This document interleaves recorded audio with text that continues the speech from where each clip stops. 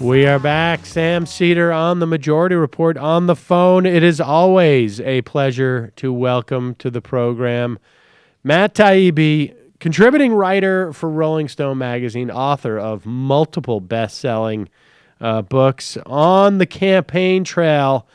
Matt, welcome to the program. How's it going, Sam?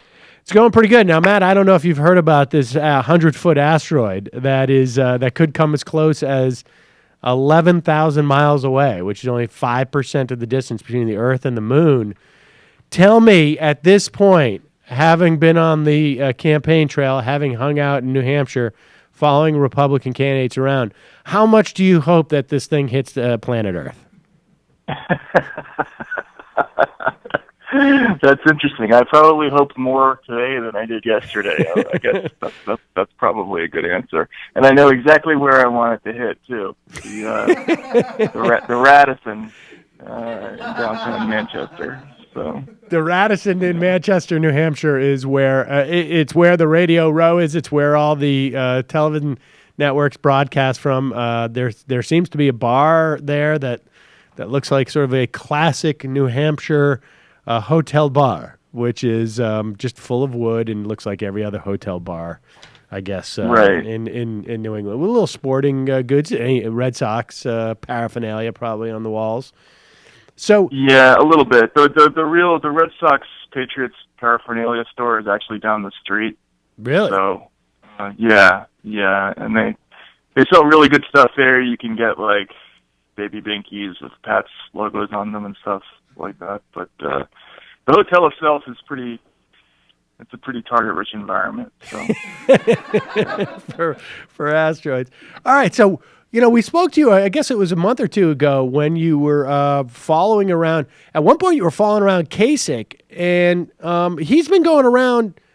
He's been saying this quote, and I'm wondering, is this something that you said to him? He said, like, people have been saying that there's three tracks.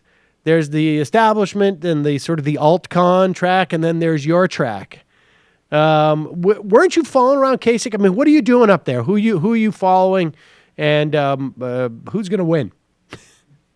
I'm following Trump this time. The story I'm writing is really about Trump, so I'm kind of focused on him. One of the things that happens when you do campaign trail stuff is that it's hard to get a feel for a candidate unless you've seen his act, or his or her act rather, a good dozen times, so you can get a feel for what they're really trying to accomplish. So I haven't seen Trump enough yet to really have a good grasp of everything. So that's what I'm trying to do here, is familiarize myself with his act.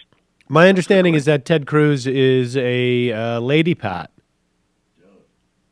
He's a what? A lady pot. A lady pot. What does that even mean? Lady part. I was doing the. He's the lady part. I haven't heard that. Is that something that you didn't hear that he repeated? Am I really breaking this news to you that he called Ted Cruz a pussy from stage the other day? Oh my goodness! No, I missed that. What? I completely missed that. Matt Taibbi, hold on. You're the only person who's left to know. Hold on. Let's put on my. Was that last night? Yeah, last night. Hold on. Here we go. Ready? Let's do this.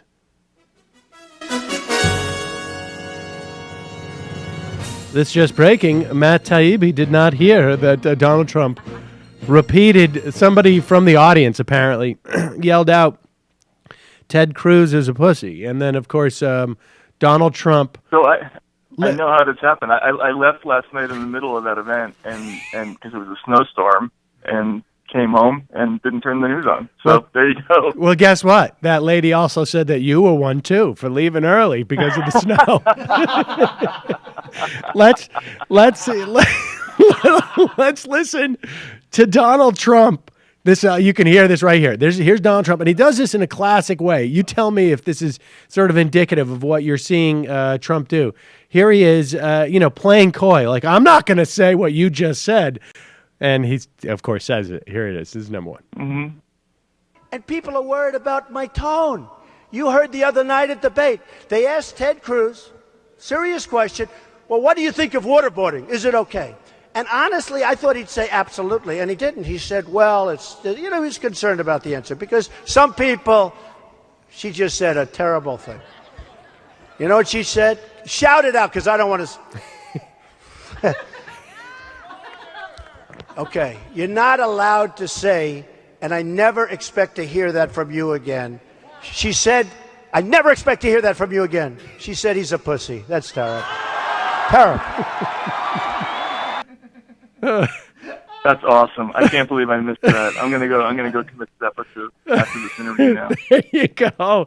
That's the. Isn't it sort of amazing though that that's the conversation that we're having right now about like, oh, I missed his rollout of his policy where he would fill Right. where he would I don't know, save Medicare or no, I didn't hear that Right. policy about what he plans for education. No, it's just that he repeated what some New Hampshire lady said about Ted Cruz. I can give you actually somebody tracked down the woman who said it, and apparently she also had this to say to Elizabeth Plank from Mike. She's a 52-year-old woman from Salem, New Hampshire. Now, did you grow up in Boston, didn't you, or around that area? Yeah. Okay, so Yeah. you know who this woman is, basically. She said, I watched the debate, and Ted Cruz just comes across as a pussy. He doesn't have the balls to stand up to Putin. He doesn't have the balls to stand up to other leaders in other countries. When asked whether she trusts Trump, she answered, he's got the balls the size of watermelons, whereas the other one's got the balls of little grapes. And then she said, the other one, Rubio, has balls like a raisin. Well, she's very horticultural, I guess, right? Or she's very fixated on fruit. Well, Wow. so But yeah, no, I know who that lady is. Definitely. I mean, I've heard her, a million times. That guy's wicked queer. right, I mean, exactly, yeah. exactly, and she hasn't really thought about how uncomfortable it would be to have testicles the size of watermelons. I have a feeling that would be really not a fun That's thing. true. I would imagine a guy Pleated like. pants you'd have to wear. Yeah, I think. Yeah. All right, so putting that aside, I mean, how many rallies have you seen Trump? I mean, what is it that you get from Trump? I mean, I think people have a sense of this guy, how he's different, I guess, on some level than the other candidates. But what is your sense, to the extent that you have one at this point? Well, first of all, he's a good campaigner. I mean, I hate to say that, but he really commands his audience. He doesn't have a script in the classic way that other candidates have a script. He gets up there, he ad-libs. A lot of other politicians do that, but there's a scale. There are people who recite lines that they've memorized, and if you go from speech to speech, the lines aren't going to vary at all. And that's people like Rubio, right? Like Rubio will do, as you saw at the debate, but he's good. His delivery is excellent, but it's exactly the same speech from one place to another. Trump actually makes fun of candidates who do that. He talks about how he doesn't have a script up there. He's not reading from a little paper. It comes from the heart. And he connects with people. He knows how to work a room. And this is, I think it's a key part of his success. As depressing as it is to sound, he's what he's gaining on is the fact that people have heard other politicians speak before, and he's contrasting how full of it they sound compared to him. And give me like a sense of when you follow Kasich around. I mean, Kasich seems to me to be a guy who also is not. I mean, who's a little bit looser, right? I mean, I'm curious as to he apparently Kasich is. There's some talk he may come in second up there in terms of the polls. Yeah. What's going on? I mean, go ahead. No, go ahead. What were you saying? Well, I mean, it just seems to me that a guy like Kasich coming in second at this point for the establishment track would be a bit of a disaster, wouldn't it? I mean, Yeah. don't they want this thing to be somewhat settled? And I mean, I just remember in That's kind of my whole. You're ruining my whole thesis right now by putting it out there before I write it. But basically, dude, I'm the one who told you that Ted Cruz was a pussy. So I mean, at the very least, no. Well, all right, but expand upon that. And if you're writing on that, go ahead, tell us because go. Yeah, no. Basically, my idea is that everything is breaking perfectly for Trump right now. Because of exactly what you're talking about. It's a math game, and he wins if the establishment candidates don't knock each other out. So as long as he doesn't have to campaign against one or two people solely for the rest of the way, he's going to win. His support is insoluble. It's not going to go up or down more than a little bit. So if he has to campaign against 4 or 5 people, they're going to split the vote, and he's going to win the plurality. And so when we have something like what's happening now, where Rubio surges after Iowa, then gets knocked down by Christie in New Hampshire, Christie does just well enough that he convinces his donors that he should stay in until Super Tuesday. Kasich maybe comes in second. Then the whole thing is screwed up. Then there's no other. If we don't galvanize behind another person, then that's to Trump's benefit, and it's exactly the situation that he wants, and it's exactly the situation the RNC doesn't want. What struck me too after the debate was how much people pounced on, and I'm talking about the Republican establishment, how much they pounced on Rubio. I mean, I saw it, and I thought, okay, yeah, he's repeating the same thing again. What he's saying is even more insane than the fact that he just keeps repeating it, which is basically that he's a Manchurian candidate. That was that was Palin stuff. That was like 8 years ago. Right. But this has been Fox's line of rhetoric forever. But my sense was like, why were they so?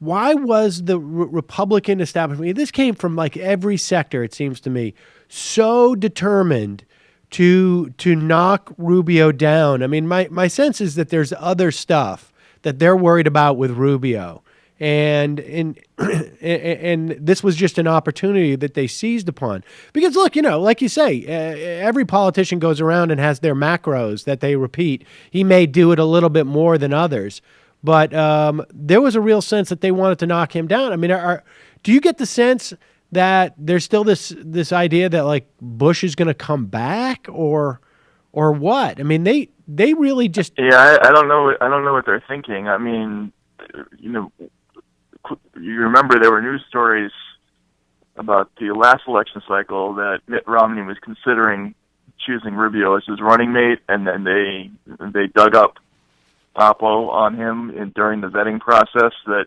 convinced him that he was not a good choice. Right. And so my guess is that the Republican establishment wouldn't be thrilled if it was Rubio that they had to coalesce around. But what choices do they really have right now? Unless Kasich does really well tonight, in which case I would imagine that they would throw all their weight behind him. But they've already invested so heavily in Jeb, and Jeb doesn't need to go begging for money to stay in this thing until March. He can stick around and keep picking off 5 to 7% each race. So I don't know. I don't know what they're thinking is. I have heard also that Rubio is a very off-putting personality in the Senate, and that people don't like dealing with him, and that's one of the reasons why he hasn't gotten a whole lot done there. And maybe he has internal bureaucratic issues with the party. They just don't like him. I don't know. I mean, it's hard to say what's going on there. And the interesting thing to me too about just watching that last debate is that guys like Kasich, who may be ascendant, they're and even with Rubio, like you didn't hear the whole Republican election or primary seems to be on Trump's turf, which is totally personality driven, right? Like you don't even hear people, if Kasich does well and we see another debate, we may start hearing again about him expanding Medicaid and being attacked, this is a party that has tried to vote to repeal Obamacare, I don't know, 55, 60 times, like literally. And the idea that this guy embraced it so strongly, I would imagine, is a huge weak spot for him. And we don't even hear about that anymore because they're just too busy saying this one flop sweats, this one uses. I mean, literally, they have become sort of what we do to make fun of the debate on a rolling basis. Like we just mock the way they look and some level, and that's basically what the Republicans have done now. You do a fantastic job. Yeah. Tremendous job. Yeah. No, we that's what it is, right? We've turned it into American Idol or whatever it is, and we're the peanut gallery, or the voters of the peanut gallery, right? Deciding who stays on stage longer, and I don't know, or the Gong Show, I guess maybe is another metaphor, right? That would fit here, and it doesn't have anything to do. I mean, that's what's so interesting about this race is that in policy has almost nothing to do with it. If you listen to Trump's stump speech, it's just chock full of stuff that could have come from Dick Gephardt. And you talk to his supporters afterwards, and you ask them things like, hey, are you aware that tariffs are not a particularly conservative position? Or, I don't know. Some of the other things that he's saying they're the opposite of what the party's been saying for a generation now. I mean, Trump is talking about how if he becomes president and Ford wants to move a factory to Mexico, that he's going to personally pick up the phone and intervene and order Ford to not move their factory. And this is after a generation of hearing that the one thing that's holding back American business is big government getting in the way of corporations, right? And now here's Trump saying that he's going to literally be personally involved in private business, and the crowds love it. They don't care. It's the opposite of what they've been arguing for ages. So I don't know. I mean, what is it? It has nothing to do with politics. Is it? Well, I mean, it has nothing to do with policy, but it seems to me there's a huge authoritarian sort of impulse in the Republican Party, and he has just gone all in on quenching that desire. Yep. Yeah. No, what it is to me is a total lack of confidence in the traditional method of delivering change or any kind of benefit to voters, and they want a stronger hand who's just going to reach out into the ether and bring manufacturing jobs back to places like New Hampshire by force. And Trump's message is basically that the way we do things with representative democracy and regulations and laws and waiting for the market to sort itself out and having to compete with China and countries that are devaluing their currencies to make their exports cheaper. He's not gonna put up with that anymore. Donald Trump is gonna fix all of that unilaterally by using the power of the presidency, and people are cool with that. That's what they want. They don't want to have to tiptoe around the subject anymore. They just want somebody to deliver jobs to them, however it works out. How much is the anti-PC message resonating, and what's your sense of what's behind that? I think that's a big thing, and look, a lot of this is internet driven. I mean, Trump is a prolific and I would say pretty good tweeter. Actually, right. he he has a really good instinct for it. Even though he's insane, he does connect. I don't think those are mutually exclusive things, actually, to be honest with you. Right. Yeah. Exactly. But a huge part of his audience, they're people who are on the web constantly, and I think the social justice warrior types, the people who go out of their way to pick fights with the Stormfront, community out there, and who are language policing, and the stories like Ithaca and Yale and Missouri and all those things. All that stuff terrifies a certain segment of society, and Donald Trump, is the antidote to all that for those people. He's somebody who's going to say what he wants, and he's immune to the one weapon that PC, if you want to call it that. I mean, there are some people who don't really think that it exists, but how does it work? If somebody says something that's out of bounds, usually what happens is the media piles on that person until they're like a stain in the ground and they don't ever reappear in public again. And Trump has broken the mold. He's over time and time again broken the rules, and not only is he not disappearing from the stage, he's gaining strength, and people love that. They love that about him. They're inspired by that story, and people should think about the meaning of that, I think. And this is a function, we got to say, and I want to turn just briefly to the Democratic side, but this is a function of I mean, I'm sure there's some type of crossover, but I just don't think. I mean, I think he's in the right party at the right time, right? I mean, this isn't a sort of a universal feature. I mean, this seems to be. He's still, I don't know, around 75% disapproval from normal human beings outside of the Republican Party. Right. But how many of those people are likely voters?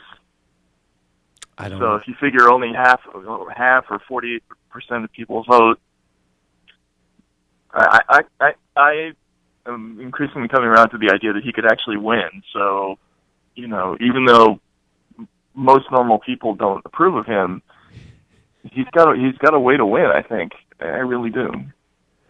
And we should start getting a little concerned about that.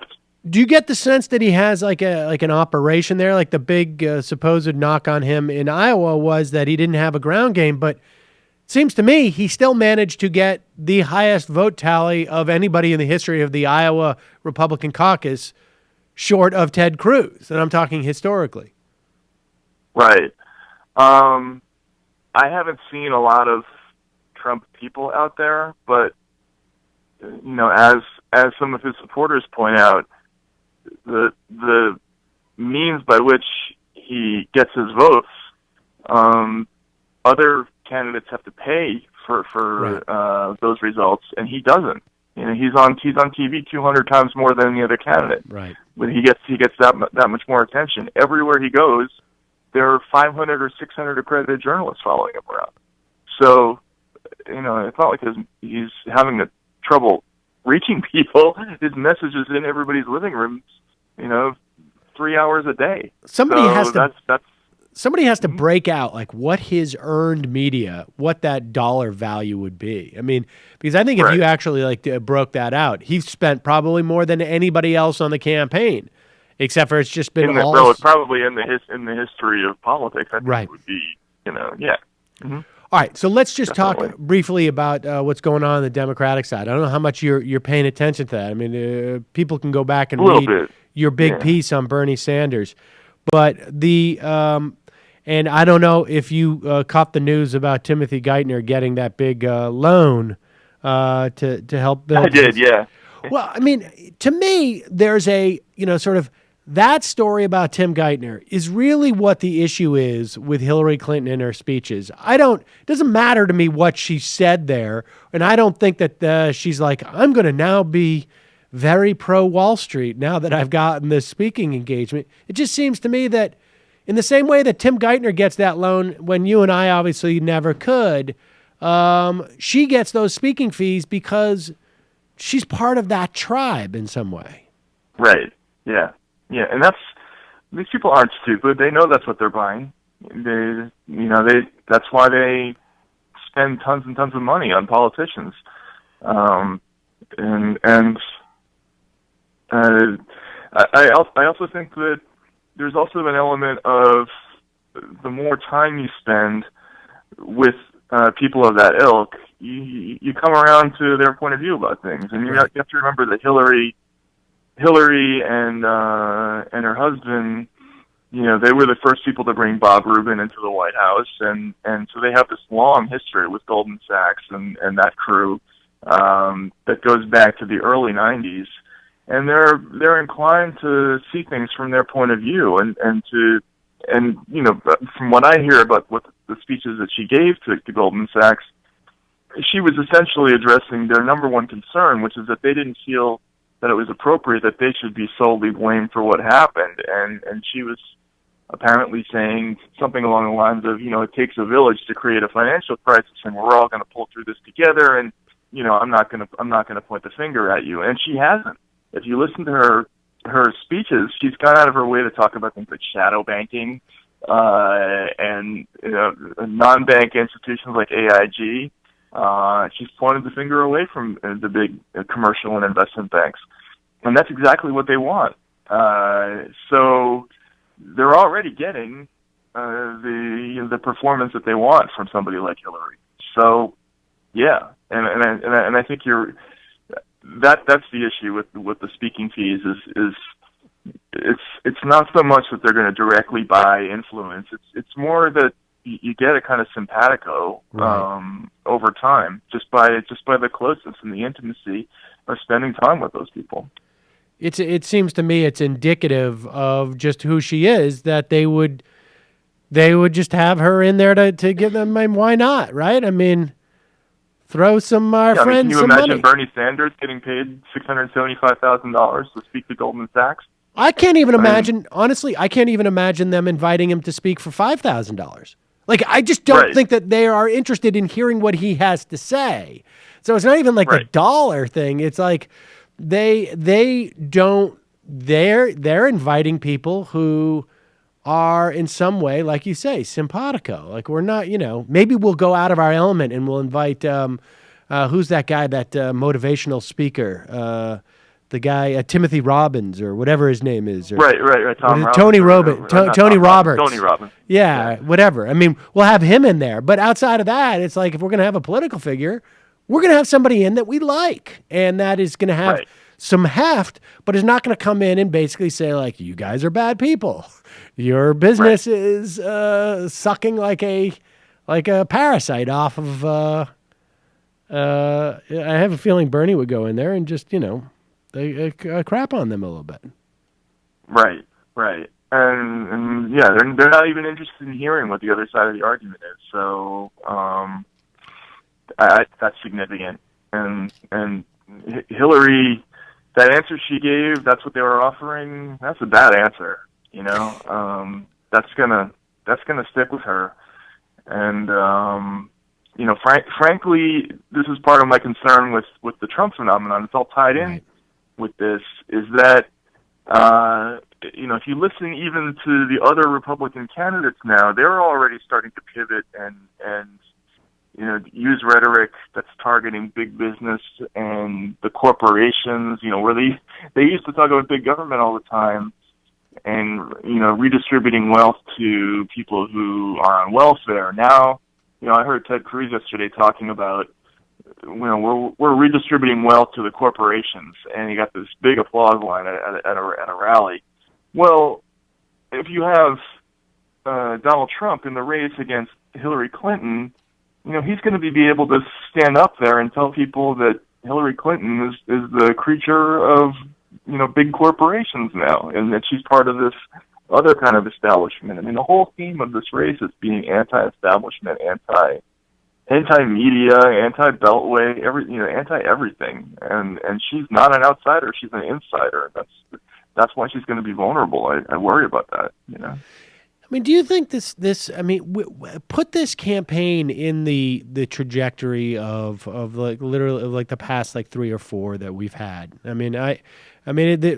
One thing that struck me today, because I remember back in 2012 and 2008, bumping into you at at MSNBC, or maybe in 2012 it was Current, and maybe it was 2012 when we were thinking like, it's possible nobody wins this Republican primary. And this is when Mitt Romney had already shown a lot more dominance, right? I mean, Right.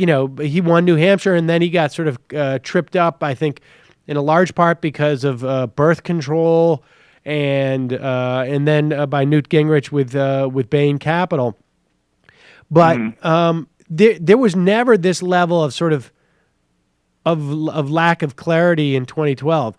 But just in one of the things that I think gives me some solace, I share the same fears about Trump versus Clinton, but in the event that Bernie Sanders does not become the nominee, that there just seems to be a trajectory that is bigger than these campaigns, that the American public very slowly is moving in a certain direction. And you start to see it play out on the right with some measure of insanity, but on the, nominal left, you're seeing Bernie Sanders legitimately at this point be a threat to Clinton. And, I think there's Clinton has some campaign just problems, like just, sort of nuts and bolts stuff. But, I think this is sort of a bigger trend than just an anomalous election season. No, you're absolutely right. But I think that's the problem, is that the problem on both sides, and I think what voters on both sides are feeling, is that the process that we've gone through for the past, 10 election cycles, that it doesn't work for people anymore. And they're mad at every single element of the process. They're mad at the campaign press. They're mad at the donors. They're mad at the party leaders. And so that triumvirate, which in the past pretty much solely determined who was going to be the nominees of both parties, they're toxic. To mention any of those elements in public elicits boos on both sides of the aisle. So what happens when you have a candidate like Hillary, who is going to represent all of those elements if she gets the nomination? What worries me is that there's going to be this enthusiasm gap there, right? And I know that Bernie followers will probably fall in line with Hillary if she ends up being the nominee. But will they come out? Will they work as hard? Whereas Trump's people are fired up. I mean, I think that's what people are underestimating. They just don't think it's ever going to be possible, but I think it is possible. That's what worries me. Yeah, I share that same fear. But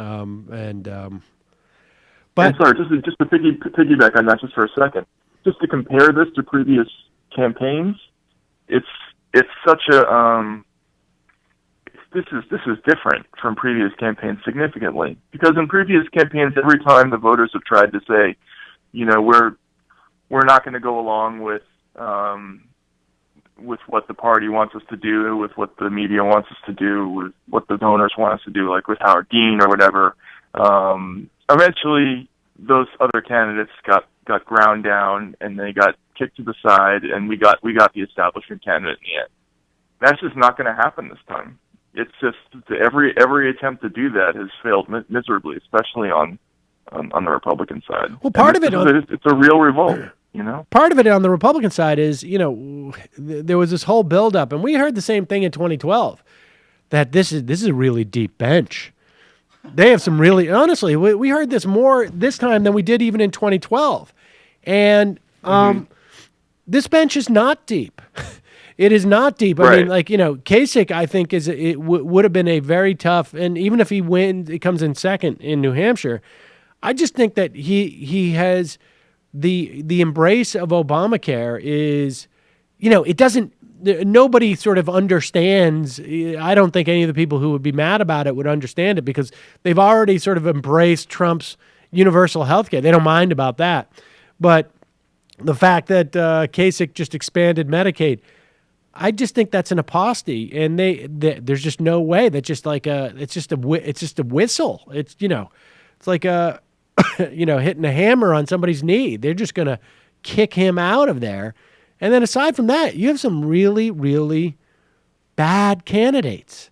I mean, the guy who just took down Marco Rubio for repeating himself, or may have, is very likely, I think, to be indicted. It's like, Right. That's the straight. They're all toxic in their own way to voters, it seems to me, and to the big supporters, and that's why I guess that's the point with Trump, right? Like he's not just he's got something, and he's also none of the above. Right. Yeah. No. Exactly. And that's what's so attractive about him, and that's what's going to make it so hard to get rid of him. I mean, the frenetic efforts by Washington, but the National Review pundits ganging up on him, all that stuff helps him. I think people don't understand. The negative attention that he's getting from people in the media, from lefty malcontents like us, from the money people, from George Will, from all that crowd. All that does is just impress people who want to vote for him. So. Yeah, I don't know. I just don't. In the past, they got rid of people who didn't fit, and now the establishment, the machinery has lost the ability to do that. And that's just another way of saying that Donald Trump has balls the size of watermelons. Exactly. Yes. Well, Matt, always a pleasure. Good luck up there, buddy. Enjoy yourself. All right. Thanks a lot, Sam. Have a good one. Bye-bye. We'll be in touch.